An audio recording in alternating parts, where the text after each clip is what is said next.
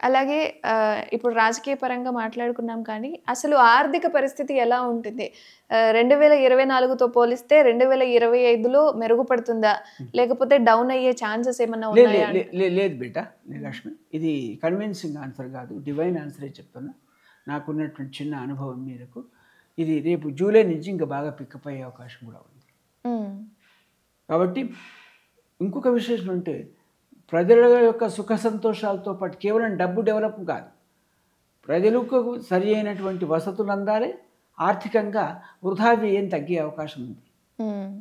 ఇప్పుడు ఒక ఇడ్లీ 5 స్టార్ హోటల్లో 200 రూపాయలు, అదే ఇడ్లీ అదే రుచిగా ఉన్న ఇడ్లీ తాజ్మహల్లో 40 అనుకో. కాబట్టి ఈ వృధా వ్యయం తగ్గే అవకాశం ఉంది. అదొక గొప్ప శుభపరిణామం. అవును, తక్కువ పాపాలు చేస్తే పుణ్యం ఎక్కువ, రేటు పెరుగుతుంది కదా. కాబట్టి వాళ్ళలో వచ్చేటువంటి మార్పు వల్ల బాగా ఎనలైజ్ చేసి రాజకీయవేత్తల యొక్క కుశాగ్ర బుద్ధిని ఉపయోగించి ఐఏఎస్ లాంటి మేధావి వర్గాన్ని జోడించి వ్యయాన్ని తక్కువ చేసి దేశం యొక్క, ఎందుకంటే ఇది ఆర్థికంగా పేద దేశం కాబట్టి దాన్ని మనం పెరిగే అవకాశం ఉంది. ఎందుకంటే ఎన్నో ఏళ్ళగా మన భారతదేశం అనేది డెవలపింగ్ అనుకుంటూ మాట్లాడుకుంటూ వస్తున్నాం, కానీ ఎప్పుడు డెవలప్డ్ కంట్రీ అంటూ లేదు. ఇప్పుడు లాస్ట్ 3-4 ఇయర్స్ నుంచి కొంచెం భారతదేశం పట్ల ప్రపంచ దేశాల యొక్క ఫోకస్ పడ్డది. నాయకుడితో నాయకుడి యొక్క త్యాగం పనిచేసింది. ప్రపంచ దేశాల యొక్క ఫోకస్ కూడా దే ఆర్ రికగ్నైజింగ్. 100 మంది యాంకర్లు ఉంటారు. ఒక యాంకర్ను మనం రికగ్నైజ్ చేస్తాం. రికగ్నైజ్ చేస్తే ఆవిడ గొప్పదని కాదు, ఆవిడ యొక్క ప్రతిభ సమాజం గ్రహిస్తుంది. కాబట్టి ఆర్థికంగా లక్ష్మి కొంచెం మెరుగుపడే అవకాశం ఉంది.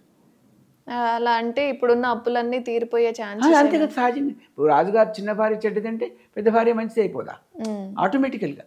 కాబట్టి నేనేమంటున్నానంటే ఆర్థికపరమైనటువంటి వృద్ధికి రాజకీయపరమైన నిపుణత, మేధావర్గం యొక్క సహకారంతో ఒక పటిష్టమైనటువంటి జాతీయ భద్రత ఏర్పడేటువంటి అవకాశం ఉన్నది. అలాగే గురూజీ, ఈ 2024వ సంవత్సరంలో చాలా ఫ్లడ్స్ వచ్చాయి, వరదలు వచ్చాయి, ఎంతో మంది ప్రాణాలు కోల్పోయిన సిచ్యువేషన్స్ ఉన్నాయి. మరి 2025లో ఏ విధంగా ఉండబోతుంది? ఒక భగవత్ కృప ఏంటంటే భౌగోళికపరమైనటువంటి మార్పులు లాస్ట్ ఇయర్లో చాలా చాలా నష్టం చేసింది. అది అందరికీ మాధ్యమంలో తెలుసు. అవి పునరావృతం కావు. కాబట్టి సముద్రాలు కానీ, జలాల్లో కానీ, వర్షపాతం కానీ, పర్యావరణం కానీ సంక్షేమానికి సహకరిస్తుంది. భగవత్ కృప పనిచేస్తుంది. అంతేకాదు, ఒక కుంభవృష్టి పడ్డది, మనం ఆపలేము, భారీ నష్టం జరుగుతుంది. లాస్ట్ ఇయర్ మాత్రం ఫ్లడ్స్ వచ్చి చాలా నష్టం జరిగింది. ఇక్కడ ఏంటంటే ఈ సంవత్సరం వ్యక్తులతో సంబంధం లేకుండా ఎక్కడ నష్టం జరిగిందో, ఎక్కడ గోతి పడ్డదో దాన్ని పూడ్చి ఆ నష్టాన్ని నివారించేటువంటి రాజకీయ ప్రజ్ఞ ఏర్పడుతుంది. ఒక నాణ్యమైనటువంటి ఎక్కడో ఒక వ్యవస్థలో ఒక చిన్న గోయి ఉన్నది, అది అట్లా అట్లా అది విస్మరింపబడ్డది, ఎవరు చూడలే. ఇప్పుడు కుండలో ఎక్కడో చోట చిల్లి ఉంటే నీళ్ళని పోతాయి, నీళ్లు నింపుతున్నాం తప్ప ఎక్కడ పోతుందో అనేటువంటి ఆలోచన నాకు రాదు. కాబట్టి ఇప్పుడు ఏంటంటే కుశాగ్ర బుద్ధితోటి ఈ నీళ్లు ఇంతసేపు 3 గంటలు ఉండాలి, వెళ్ళిపోయింది అంటే ఏదో లోపం ఉందనే ఉద్దేశంలోనే దానికి చిన్న కన్నానికి చిన్న సిమెంట్ వేసేసి స్టాప్ చేసే అవకాశం. కాబట్టి ఇవాళ పర్యావరణపరమైనటువంటి ఏదైతే ఇబ్బంది ఉన్నదో ఆ పర్యావరణ ఇబ్బందిని దాటేసి భగవంతుడు ఇచ్చినటువంటి విశాలమైనటువంటి వృక్ష సంపదను కాపాడే సంవత్సరం ఇది. వృక్షో రక్షతి రక్షిత. చెట్లు బాగుంటే మీరు బాగుంటారు, నేను బాగుంటాను. అదొక గొప్ప పరిణామము. కాబట్టి చదువుకోవటం వేరు, ఎగ్జిక్యూషన్ వేరు. వంట గురించి తెలుసుకోవటం వేరు, వంట చేయటం వేరు. కాబట్టి వంట గురించి తెలుసుకోవాలి, వంట చేయాలి, రుచిగా ఉండాలి, వడ్డించాలి. వంట చేయాలి, వడ్డించాలి, మెప్పించాలి. ఈ 3 అయితేనే సమాజం ఒక సుస్థిరమైన మార్గంలో ప్రయాణం చేసే అవకాశం ఉంది.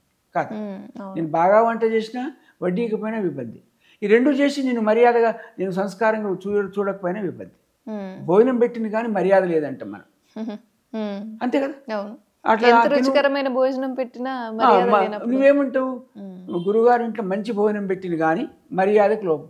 నేను మర్యాదగా నేను చూడాలి, నీకు భోజనం పెట్టాలి, రుచికరమైన వంట చేయాలి. ఈ ప్రాసెస్లో ఈ 3 వంట చేయటము, వడ్డించటము, మెప్పించటం అనేటువంటి ఈ ప్రక్రియ రాజకీయ పరంగా రాజకీయవేత్తలు కానీ మేధావి వర్గం కానీ వచ్చి పర్యావరణాన్ని పరిరక్షించేటువంటి అవకాశం ఉంది. కాబట్టి ఇది అన్నిటికంటే అవుట్ స్టాండింగ్ ప్రిడిక్షన్ కాదా? ఇప్పుడు నేను ఎంత గొప్పవాడిని, నా ఆరోగ్యం బాగుంటే కదా నేను మాట్లాడేది, ఏమైనా చేయగలుగుతాను అంతే కదా. నా కర్మేంద్రియాలు జ్ఞానేంద్రియాలు సమవర్తిగా ఉన్నప్పుడే I can contribute my ability to the society.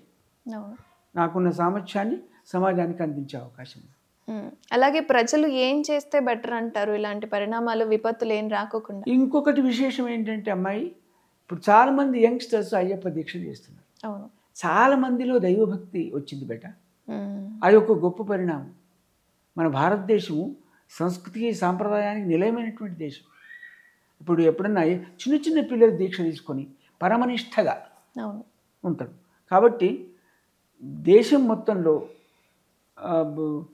దైవభక్తి విశేషంగా పెరిగే అవకాశం ఉంది అన్ని సెక్టర్ ఆఫ్ పీపుల్.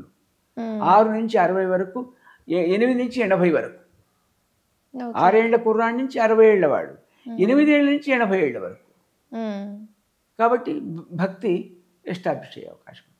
అదొక గొప్ప పరిణామం కాదు. నేను మంచి మనసుతో భగవంతుడిని ఆరాధిస్తే నాకు మంచి ఆలోచనలు వస్తాయి కదా. అవును. వాతావరణంలో లాస్ట్ ఇయర్ మీద మెరుగైనటువంటి వాతావరణ భద్రత ఏర్పడే అవకాశం ఉన్నది. రెండోది పర్యావరణం బాగా పరిరక్షింపబడే అవకాశం ఉంది. తర్వాత గతంలో జరిగినటువంటి భారీ నష్టాన్ని పూడ్చేటువంటి స్థితి ఏర్పడుతుంది. భారీ నష్టం జరిగినటువంటి ఆ గోతిని పూడ్చేవాది రాష్ట్రాల వారు కానీ జాతీయ. తర్వాత ఇంకొక విశేషం అంటే భారతదేశానికి టూరిజానికి గొప్ప పెద్దపీట వేసే అవకాశం ఉంది. అంటే సహజ వనరులను, ఇప్పుడు ఎక్కడో జలపాతం ఉంది మన ఆదిలాబాద్లో, అది ప్రపంచ మాధ్యమానికి తెలియదు. కాబట్టి 100 కిలోమీటర్ల దూరం ఉన్నటువంటి జలపాతాలను ఎక్కడో మనం న్యూజిలాండ్లోనో, టర్కీలోనో, ఇస్తాంబుల్లోనో, ఇంకెక్కడో ఏదో దేశాల్లో భారీగా ఖర్చు పెట్టుకొని ఇంతకంటే తక్కువ ఉన్న జలపాతాలను ఆనందిస్తాం. కాబట్టి భారతదేశంలో ఉన్నటువంటి ప్రకృతి రమణీయత ప్రపంచంలో కనపడి దృశ్య మాధ్యమం ద్వారా, మీడియా ద్వారా అది ఆదాయం పెరిగే అవకాశం ఉంది. అదొక గొప్ప పరిణామం. ప్రతి రాష్ట్రంలో ఒక మంచి అందమైనటువంటి ప్రదేశాలు ఉంటాయి. నేను జన్మించినటువంటి ఊరు పక్కన వరదరాజస్వామి దేవాలయం ఉంది. ఎక్కడ గురుజీ? మరుకు అని గజ్వేల్ తాలూకాలో ఉంది. ఇప్పుడు మా ఊరు మండలం అయింది. ఆ మండలానికి 10 ఎంత పెద్ద దేవాలయం అంటే వరదరాజ, చిన్న ఊరు దేవాలయం పెద్దది. అక్కడ ఒక హనుమత్ విగ్రహం ఉంది లక్ష్మి. అసలు అంత భారీ విగ్రహం చూడలే. మనం కొండగట్టుకు వెళ్ళినట్టు అది కూడా. ఇప్పుడు ఈ మధ్యన ఈ ప్రభుత్వాల వాళ్ళు ఆ వరదరాజస్వామి నిధులు కేటాయించి అది 2వ శ్రీరంగం. శ్రీరంగంలో ఖర్చు పెట్టుకొని శ్రీరంగం పోతాం. కాబట్టి శ్రీరంగంలో ఉన్నటువంటి ఆ విగ్రహం కానీ అదంతా అక్కడ ఉంది, శిల్ప సంపద.